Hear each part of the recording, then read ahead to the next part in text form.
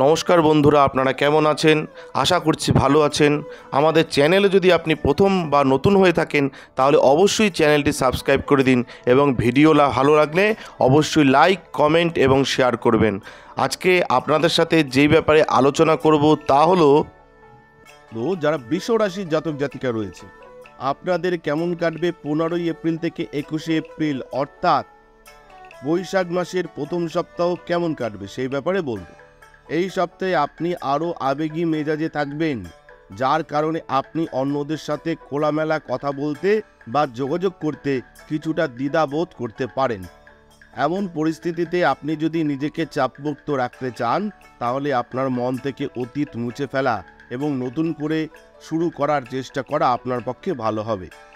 আপনার রাশির জাতক জাতিকাদের এই সপ্তাহে অর্থ সংক্রান্ত কোনো ঝুঁকি নেওয়া থেকে বিরত থাকতে হবে, কারণ চন্দ্র রাশি থেকে একাদশ ঘরে রাহুর উপস্থিতির কারণে এই সময়ে অনেক জায়গা থেকে হঠাৎ করে অর্থ পাওয়ার সম্ভাবনা রয়েছে যারা বৃষ রাশির জাতক জাতিকা রয়েছেন।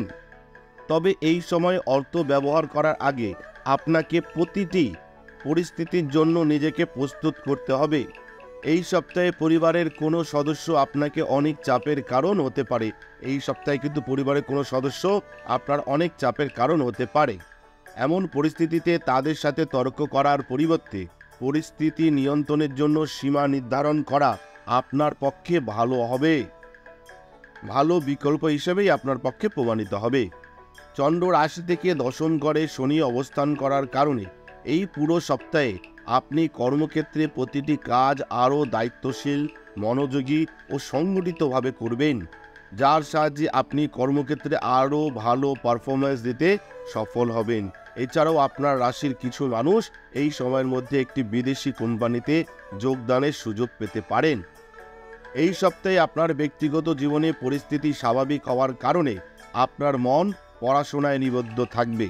এটি আপনাকে বিভ্রান্তি থেকে মুক্তি পেতে সহায়তা করবে এবং এর ফলস্বরূপ আপনি আপনার পরীক্ষায় সাফল্যের দিকে অগ্রসর হতে দেখা যাবে যারা বৃষ রাশির জাতক জাতিকা রয়েছেন। আপনাদের বললাম এই সপ্তাহ কেমন কাটবে, যেই ব্যাপারগুলো বললাম সেটা মাথায় রেখে চলবেন।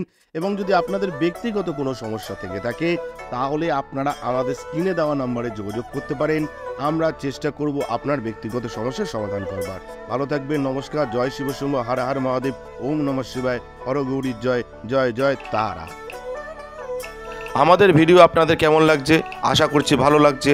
তাহলে অবশ্যই লাইক করুন, কমেন্ট করুন এবং শেয়ার করুন এবং চ্যানেলটি অবশ্যই সাবস্ক্রাইব করে দিন। ভালো থাকবেন, সুস্থ থাকবেন, ধন্যবাদ।